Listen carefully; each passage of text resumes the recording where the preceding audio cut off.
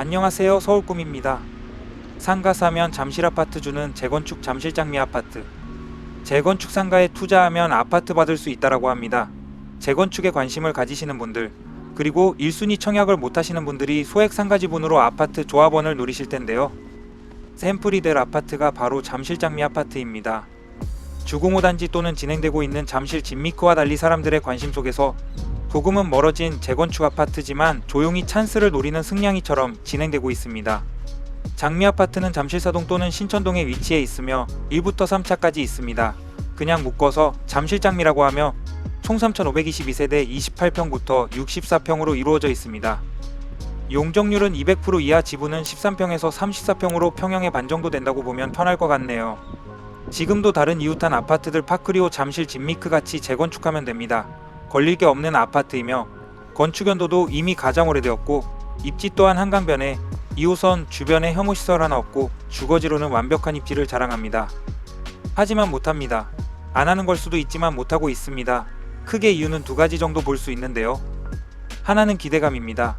바로 옆 진미크가 용적률 300% 35층으로 이미 진행하고 있으며 장미도 진행 가능하지만 장미는 다릅니다. 한강 르네상스 계획 당시 주공호 단지와 잠실 장미는 한강변이기에 포함되었고 50층 지을 수도 있다는 기대감에 사업이 방향성을 잃었고 스스로 선택보다는 주공호 단지의 눈치를 보게 되었으며 주공호 단지가 되면 장미도 될 수 있다는 기대감에 장미 아파트는 치어리딩 들어가 주공호 단지 응원 중입니다.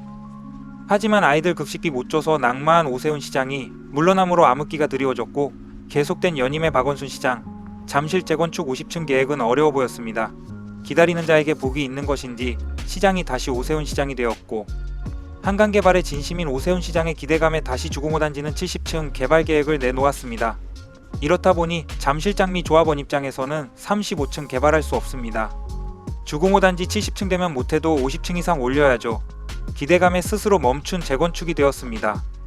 두 번째 문제점은 상가입니다. 처음 설명드린 것처럼 상가를 안 짓는 분위기죠. 단지 내 상가를 같이 개발해서는 더 나오는 세대수를 일반 분양하는 것이 상가 분양을 하는 것보다 이득입니다.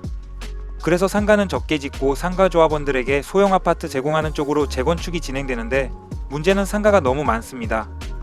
상가 조합원이 800세대나 되고 아파트와 상가 사이 서로 자기 주장이 강해 쉽지 않으며 도정법 역시 정확하게 해석이 안 되기에 소송 여지가 너무 많습니다. 상가 조합원에게 아파트를 준다면 범위는 어디가 될지, 제공 가격은 어떻게 해야 할지 어느 것 하나 명확하지 않습니다. 조정해 나가야 하며 최악의 경우는 소송입니다. 그래서 아파트 내부에서는 상가를 빼고 진행하자 주장도 나오고 있습니다. 만약 장미 아파트 재건축이 된다면 상가 조합원 아파트 해결 방법이 모든 재건축에 예시가 될 것 같은데요.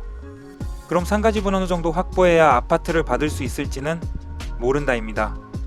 성공하면 잠실 아파트, 실패하면 지하상가 아닙니까? 결론, 주공호 안 되면 장미도 안 된다 끝.